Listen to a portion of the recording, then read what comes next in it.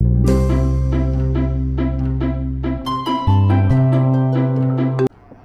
दोस्तों अब हम बात करेंगे कॉस्ट ऑफ कैपिटल का जो लास्ट सेगमेंट है उसके बारे में। सबसे पहले हम कैलकुलेट करना सीखेंगे weighted average cost of capital, उसके बाद हम बात करेंगे marginal cost of capital and schedule of marginal cost of capital. ठीक है, तो weighted average cost of capital WACC को हम कैसे कैलकुलेट करेंगे?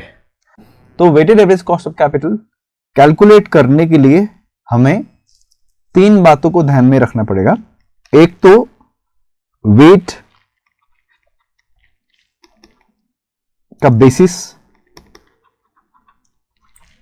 दूसरा वेट का calculation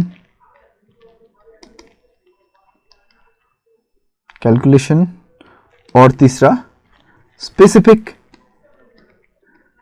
cost of each component of capital. ठीक है, जैसे for example cost of each component मैं लिख देता हूं। कॉस्ट ऑफ ईच कंपोनेंट है, suppose cost of equity KE 18% है, रिटेन्ड अर्निंग KR 18% है, प्रेफरेंस शेयर कैपिटल KP 15% है, कॉस्ट ऑफ डिबेंचर KD 12% है, और कॉस्ट ऑफ टर्म लोन है 11%। ठीक है, अब मैं ओवरऑल कैपिटल में इनका वेट बताता हूं। सबका रेस्पेक्टिव वेट जो है, इक्विटी है 20%, रिटेन अर्निंग है 10%, प्रेफरेंस शेयर कैपिटल है 10%, डिवेंचर है 40% और टर्म लोन है 20%। इस तरीके से ये 100% हो जाता है।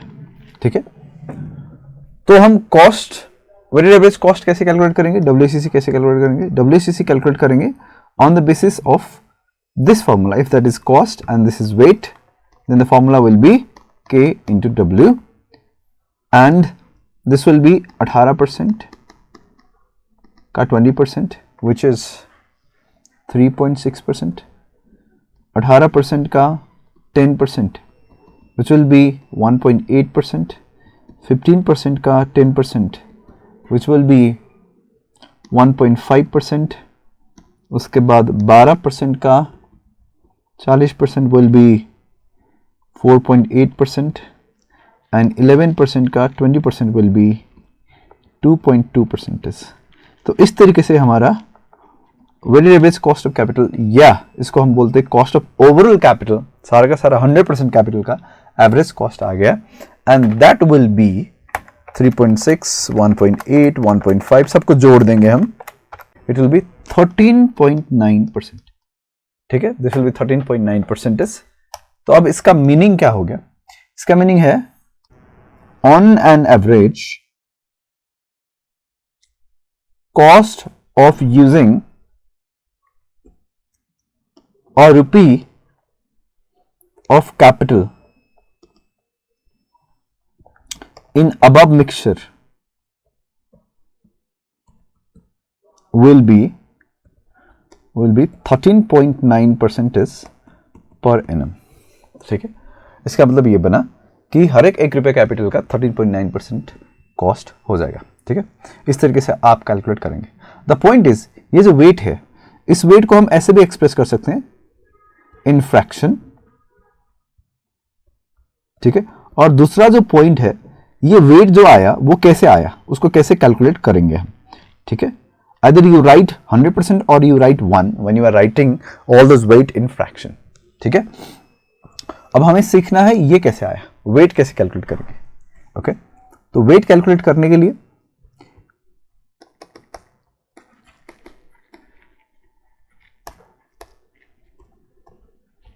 हमारे पास तीन बेसिस होंगे। एक बुक वैल्यू बेसिस,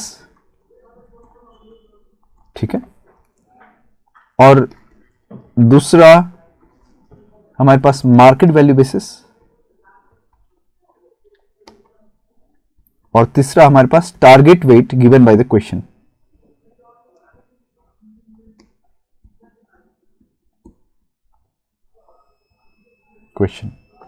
प्रायोरिटी में अगर मैं बोलूं तो ये फर्स्ट प्रायोरिटी, ये सेकंड प्रायोरिटी, और ये होना चाहिए लास्ट प्रायोरिटी।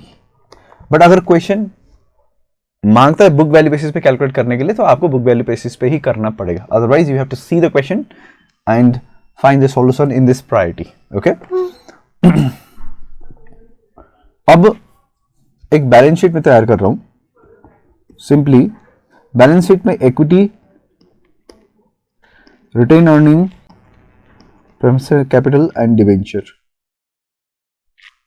इक्विटी है 400 करोड़ का, ये 200 करोड़ का, और प्रेफरेंशियल कैपिटल है 100 करोड़ का, और ये है 300 करोड़ का।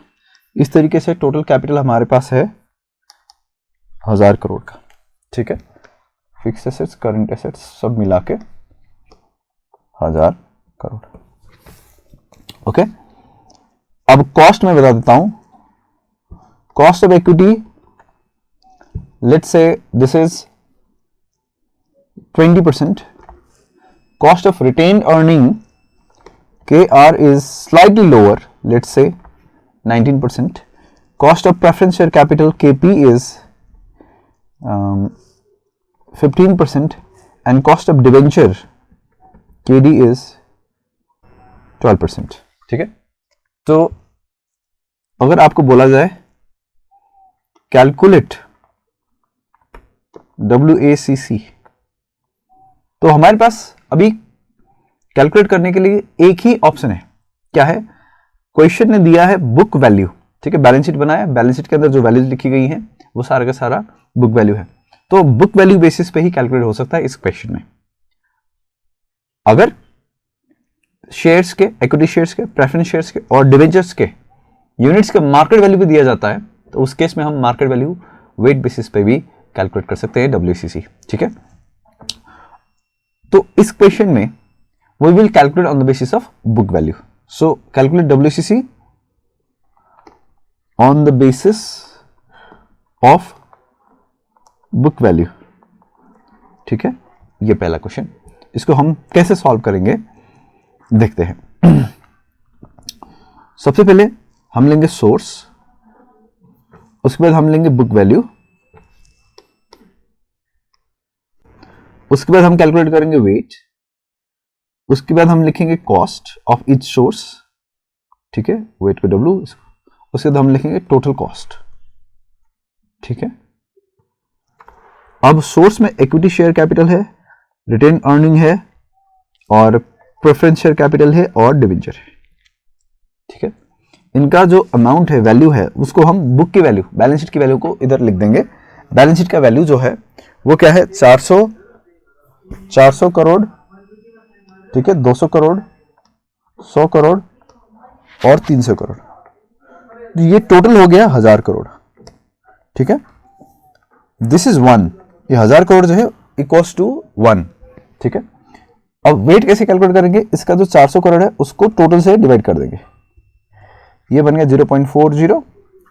ये जो 200 करोड़ है उसको डिवाइड कर देंगे 1000 से, तो ये बन गया 0.20। सिमिलरली ये 0.10 और ये 0.30। सबको मिला के टोटल कितना बनना चाहिए? 1। इनका रेस्पेक्टिव कॉस्ट हम लिखेंगे। Respective cost will be written like this, 20% ये, 19% ये, 15% प्रेफरेंस और 12% डिवेंचर।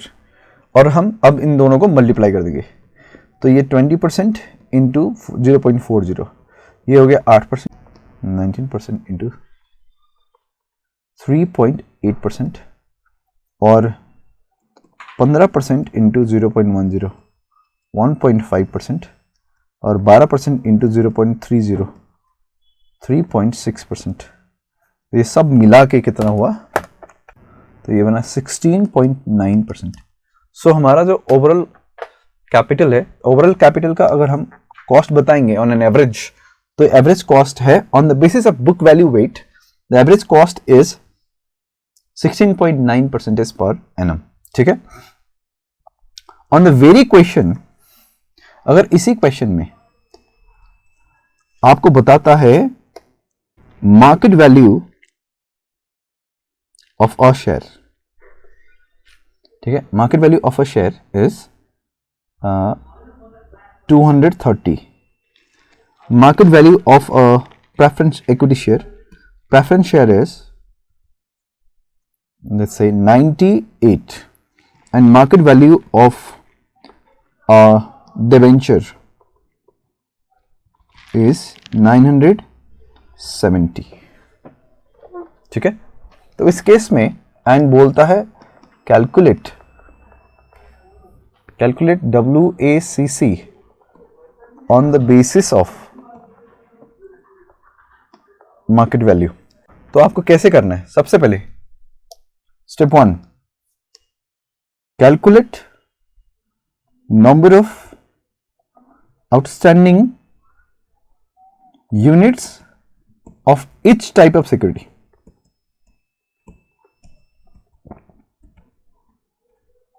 देखें शेयर्स कितने हैं, इक्विटी शेयर्स, इक्विटी शेयर्स के लिए क्या करना है, outstanding principal divided by face value per share. ठीक है, आउटस्टैंडिंग प्रिंसिपल कितना है ये देखने के लिए आपको देखना पड़ेगा balance sheet.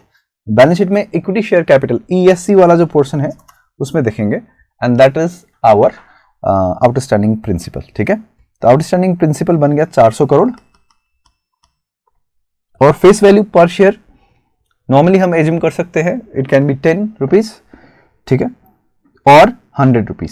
So I am assuming it to be 100 rupees, तो 100 रुपीज हो गया, ये बन गए 4 करोड़ यूनिट्स। ओके, और दूसरा जो है वो प्रेफरेंस शेयर कैपिटल है। प्रेफरेंस शेयर कैपिटल, इसमें भी वही आउटस्टैंडिंग, प्रेफरेंस शेयर कैपिटल नहीं, प्रेफरेंस शेयर्स लिख देते हैं, नंबर निकाल रहे हैं ना, सो नंबर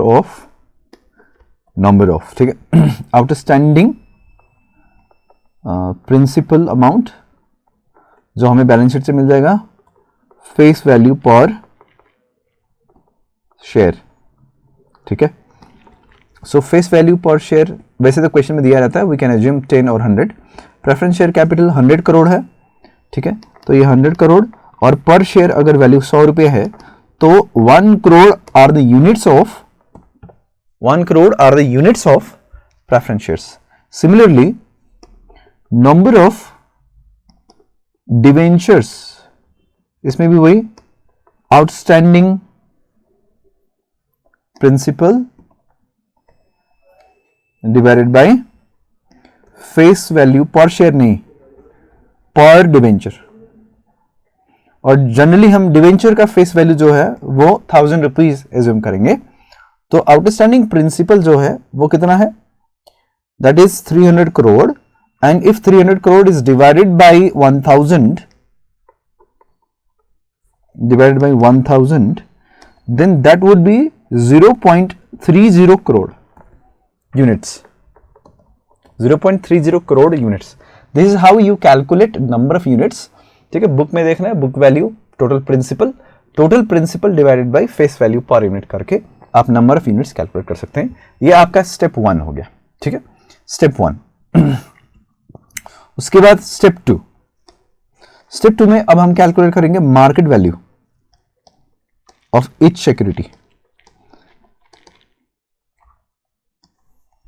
सबसे पहले एक market value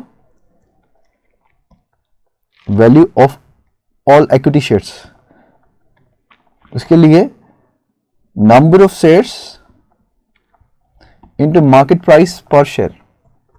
number of shares हमने अभी कैलकुलेट किया था, that was 4 crore.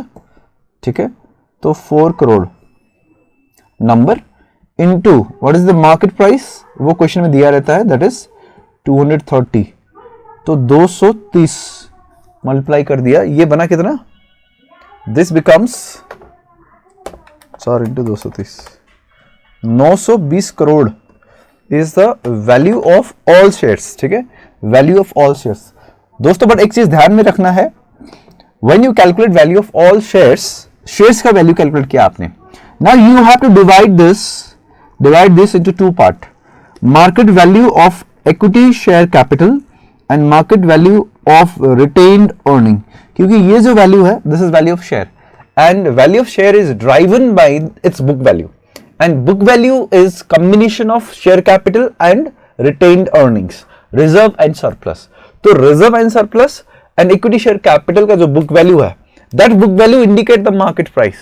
So market price does not belong to the paid up capital portion only, it also belong to the retained earning part, the reserve and surplus part of the equity shareholders। ठीक है, तो हमें क्या करना पड़ेगा, market value of all shares, equity shares लेंगे, उस market value को फिर हम डिवाइड कर देंगे between the equity share capital and retained earning in the ratio of their respective book value। उनके बुक वैल्यू के रेशियो में हम डिवाइड कर देंगे। सबसे पहले तो इनकी बुक वैल्यू जो है, इसकी बुक वैल्यू है 400 करोड़ और इसकी बुक वैल्यू है 200 करोड़। ठीक है, तो व्हाट इज द रेशियो, 2:1। तो 920 करोड़ को हम 400 और 200 करोड़ के रेशियो में डिवाइड कर देंगे। तो कैसे बनेगा, 920 करोड़ इंटू 400 बाई टोटल लेंगे 600 करोड़। ठीक है, और ये भी 920 करोड़ इंटू 200 बाई 600 करोड़। इस तरीके से between the equity paid up capital and retain earning हम इसको डिस्ट्रीब्यूट कर देंगे on the basis of book value.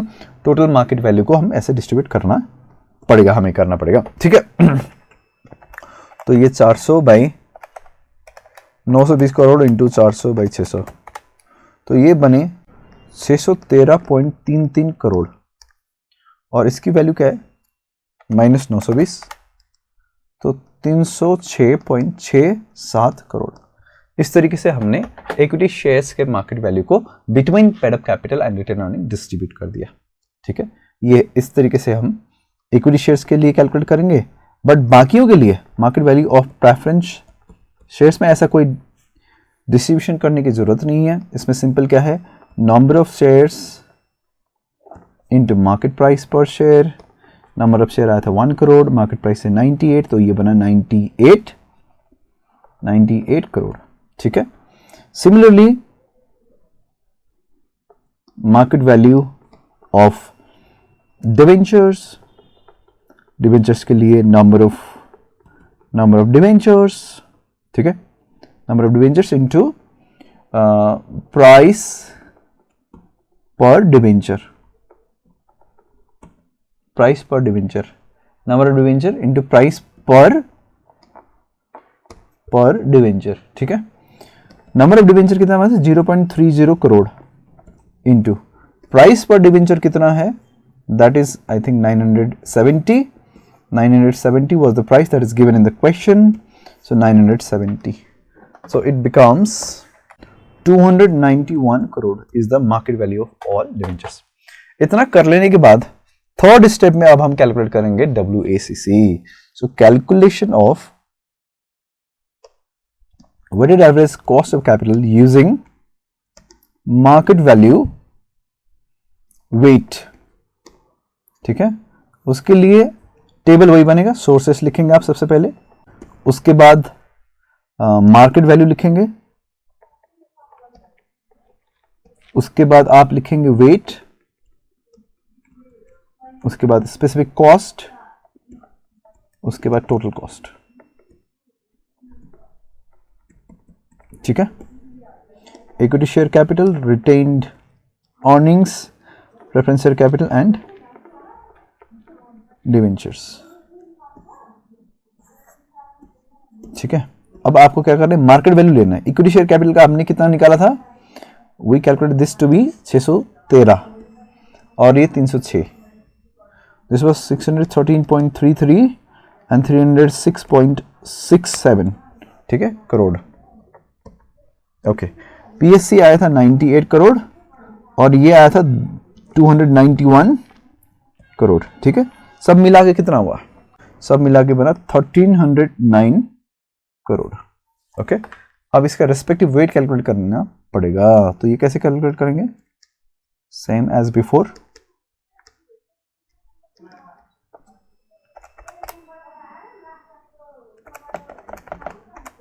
So this is 0.4685, ठीक है, 306.67 डिवाइड बाई 1309, तो ये कैसे हुआ? 43, ठीक है। उसके बाद 98/1309, ये बने 0.0748। उसके बाद 290, ये तो माइनस कर भी कैलकुलेट कर सकते हैं, सब मिला के 1 होना चाहिए, ठीक है। 1 शुड बी द आंसर। सो 0.2224 जोड़ के 1। कॉस्ट इनका रिस्पेक्टिव हमें पता होना चाहिए, क्वेश्चन में दिया रहता है या हमने कैलकुलेट कर लिया ऑलरेडी। ओके, सो 20, 19, 15, 12, ये बना 20%, ये बना 19%, ये बना 15%, फिर ये 12%। ओके, 0.4685 into 0.4685 into 9.37, 1.23, 4.451, 7% is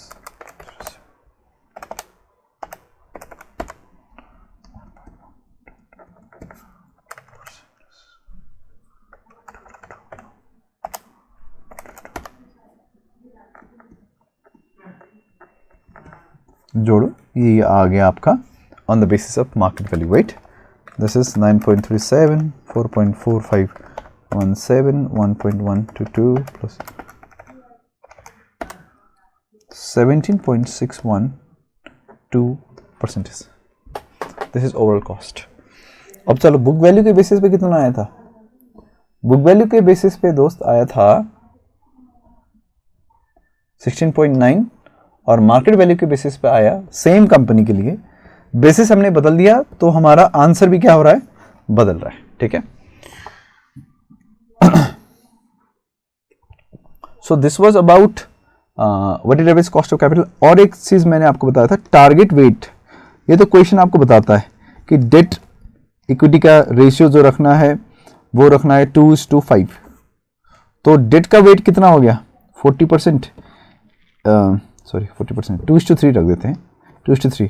तो डेट का वेट कितना हो गया? 40%, और इक्विटी का वेट कितना हो गया? 60%। इस तरीके से ये 2:3 में खेला, ठीक है। ये क्वेश्चन बताता है कि इनका वेट क्या, एक टारगेटेड वेट रखना है, इस तरीके से हमें कैलकुलेट करना पड़ेगा।